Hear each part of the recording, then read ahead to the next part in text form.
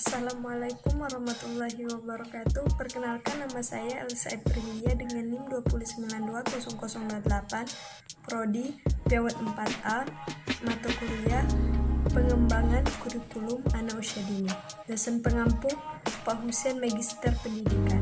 Baiklah, di video kali ini saya akan menjelaskan tentang konsep kurikulum anak usia dini.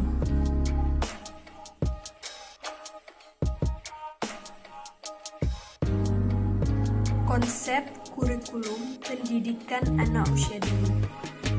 Yang pertama, pengertian kurikulum. Kurikulum merupakan seperangkat rencana dan pengaturan tentang kompetensi yang dibutuhkan dan cara penyampaiannya disebut dengan keadaan dan kemampuan di daerah. Kurikulum dilaksanakan dalam rangka membuat anak didik mengembangkan berbagai potensi, baik fisik maupun psikis, yang meliputi sosial, moral dan nilai-nilai agama, emosi, kognitif, bahasa, fisik dan motorik, kemandirian, dan seni untuk anak siap memasuki pendidikan dasar. Yang kedua yaitu fungsi kurikulum pendidikan anak usia dini. Yang pertama yaitu mengembangkan sikap dan perilaku yang baik sesuai akidah agama moral yang dianut. Yang kedua, mengembangkan kemampuan sosial dan mengendali emosi. Yang ketiga yaitu menumbuhkan kemandirian anak. Yang keempat, mengembangkan kemampuan bahasa. Yang kelima yaitu mengembangkan kemampuan kognitif. Yang keenam, mengembangkan kemampuan fisik dan motorik.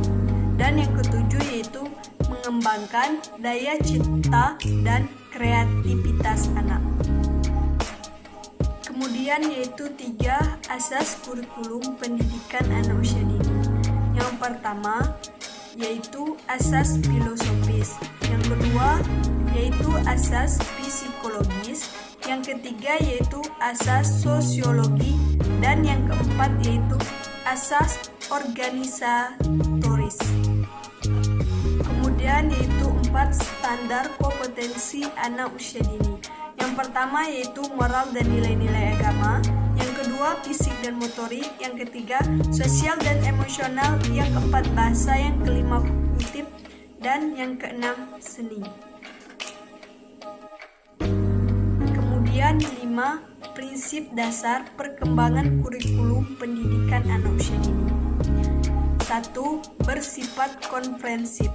Artinya, kurikulum harus menyediakan pengalaman belajar yang meningkatkan perkembangan anak secara menyeluruh dalam berbagai aspek perkembangan.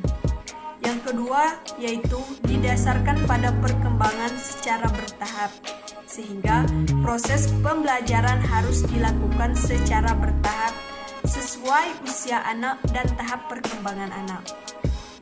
Yang ketiga, melibatkan orang tua sebagai pendidik utama, sehingga peran orang tua dalam menyusun rencana kegiatan pembelajaran harus ditingkatkan agar tujuan PAUD lebih terarah dan tepat sasaran.